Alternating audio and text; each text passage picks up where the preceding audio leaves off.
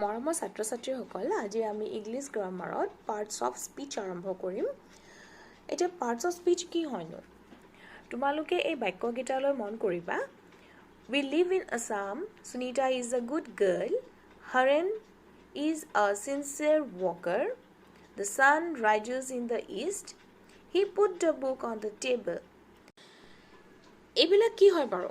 এইবিলাক হৈছে sentence. Our sentence কাক বোলে? A sentence may be defined as a group of words which makes a complete sense. হয় নাই? যেতিয়া কিছুমান শব্দ লগ লাগি একোটা সম্পূৰ্ণ অৰ্থ প্ৰকাশ কৰে, তেতিয়া এই শব্দ সমষ্টিকে কি বোলা হয়? Sentence বোলা হয়। এতিয়া মন কৰিবা যে এই বাক্যবিলাকৰ প্ৰতিটো শব্দই কিবা নহয় কিবা কাম কৰি আছে। আৰু ইংৰাজী ভাষাৰ শব্দবোৰক সেইবিলাকৰ প্ৰকৃতি আৰু কাম অনুযায়ী 8টা শ্ৰেণীত ভাগ কৰা হৈছে। আৰু ইয়াক কোৱা হৈছে পাৰ্টছ অফ স্পীচ। কি বুলি কোৱা হৈছে? Parts of speech. So, there are 8 parts of speech.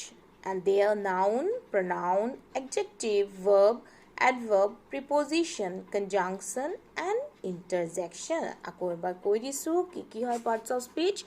Noun, pronoun, adjective, verb, adverb, preposition, conjunction, and interjection. আৰু আজিকালি articles and determiners co parts of speechত বহুতে ধৰে। আজি আমি আৰম্ভ কৰিম নাউনেৰে। ওপৰ বাক্যকেইটালৈ মন কৰিবা। Akbar was a great emperor. India is a country. The moon shines at night. Forgiveness is a noble virtue. Milk is white. The army is marching. আৰু ইয়াত যি এটা word underline কৰি থোৱা আছে, সেই underline কৰি থোৱা word কেইটাই কি বুজাইছে? কোনোবা মানুহৰ, ঠাইৰ বা বস্তুৰ নাম বুজাইছে। এটা বস্তু বুলি কওঁতে ইয়াত যিটো আমি দেখিবলৈ পাওঁ, শুনিবলৈ পাওঁ আৰু স্পৰ্শ কৰিব পাৰোঁ তাক বুজাইছে। আৰু এনে কিছুমান শব্দ যিটো আমি ধাৰণা কৰিব পাৰোঁ বা কিন্তু দেখিব বা স্পৰ্শ কৰিবলৈ নোৱাৰোঁ তাকো বুজাইছে। ঠিক আছে? তে বস্তু বুলি কওঁতে কাক বুজাইছে ইয়াত? যিটো আমি দেখিবলৈ পাওঁ, শুনিবলৈ পাওঁ আৰু স্পৰ্শ কৰিবলৈ পাওঁ, নাইবা এনে কিছু যিটো আমি ধাৰণা কৰিব পাৰোঁ বা কিন্তু দেখিবলৈ বা স্পৰ্শ কৰিবলৈ নোৱাৰোঁ। গতিকে নাউন কি হয়? A noun is the name of a person, place, animal, thing, quality, action, feeling, etc. The noun কি বুলি কৈছে? Noun person, মানুহৰ, place, ঠাইৰ, animal, জন্তুৰ, thing, বস্তুৰ, quality, গুণ, action, কিবা কামৰ, feelings, অনুভূতিৰ নাম হয়। ঠিক আছে? তো a noun is the name of a person, place, animal, thing, quality, action, feeling, etc. In simple word, we can say nouns are naming words. আৰু সৰল ভাষাত যদি আমি ক'বলৈ যাওঁ তেতিয়া হ'লে noun কি হয়? Naming words হয়। ঠিক আছে? যিবিলাক শব্দই নাম বুজায় সেইবোৰ শব্দকে কি বুলি কোৱা হয়?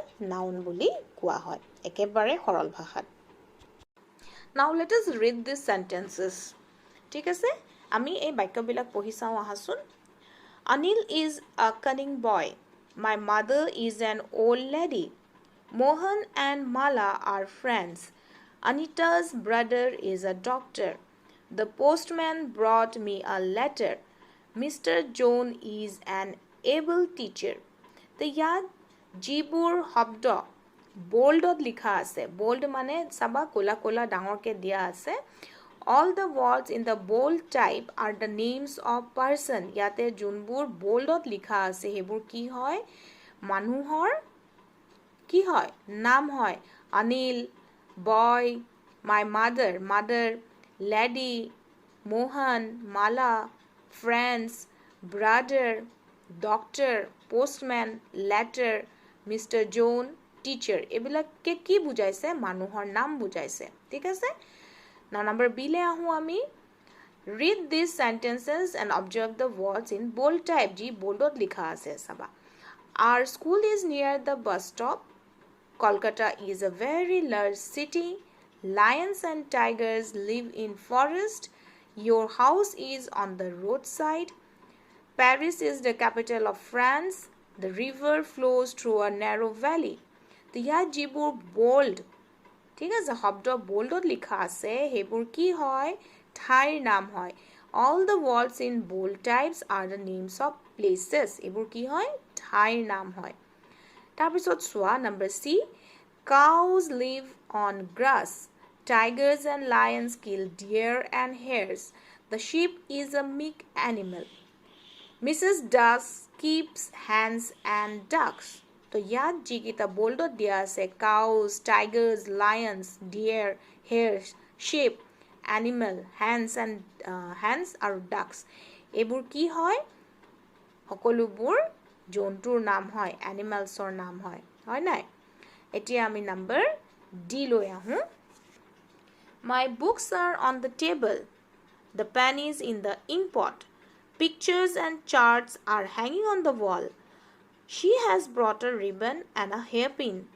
The hawker is selling mangoes and melons. Yat jigita boldot dia ase books, table, pen, ink pot, pictures, charts, wall, ribbon, hairpin, mangoes, melons. Ebur ki hoy? Hokolubur bostur naam hoy. Kihor naam hoy? Bostur naam. Tar pisot ule ahu number E. Honesty pays in the long run. We must treat animals with kindness. An elephant has immense strength. Patience is so dear to God. Beauty cannot be made. এতিয়া এই শব্দ বাক্য কেইটাত যিকেইটা boldত আছে সেইকেইটা শব্দ হৈছে honesty, kindness, strength, patience, beauty. আৰু এইবোৰ কি হয়? qualitiesৰ নাম হয়. qualities মানে গুণৰ. ঠিক আছে, গুণ. qualities মানে হৈছে গুণ আৰু গুণৰ নাম হয়. কোনবিলাক? honesty, kindness, strength, patience, beauty. এতিয়া number F লৈ আহোঁ. Prosperity attracts friend. Happiness consists in contentment. Slavery is a big curse. Freedom is a great blessing indeed. Yet, prosperity, happiness, slavery, freedom. এই সকলোবোৰ boldত দিয়া আছে আৰু এইবোৰ কিহৰ নাম হয়? অৱস্থাৰ নাম. ঠিক আছে, names of states, অৱস্থা. Prosperity, happiness, slavery, freedom. Number Z le aha. The hare and the tortoise have a race. Lata sings very sweet songs. The baby enjoyed a sound sleep. She has a great gait. Good deeds bring joy. তো ইয়াত race, song, sleep, gait, deeds এই সকলোবোৰে কি বুজাইছে? action. কিছুমান action বা কিছুমান কাৰ্যৰ নাম বুজাইছে, কিছুমান কামৰ নাম বুজাইছে. Number H le aha. Read these sentences and observe the words in bold type. Number 1. I have deep sympathy with you. Then sorrow must be shared. Joy is always short-lived. His behavior put me in wonder. এই যিবোৰ শব্দ আছে, words আছে, sympathy, sorrow, joy, wonder, এই সকলোবোৰ কি হয়?